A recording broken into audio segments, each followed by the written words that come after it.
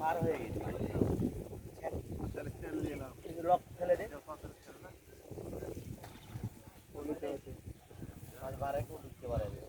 ভাই আরো ঠিক গেল ভিতরে টেনে ধরেন আরো ভিতরে চলে গেল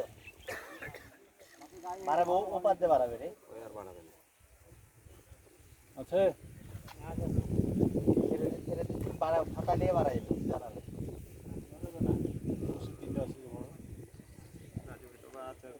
করে ভিতরে ঢুকাই দে এই পাঁচটা দে, এই পাঁচটা দে আমাদের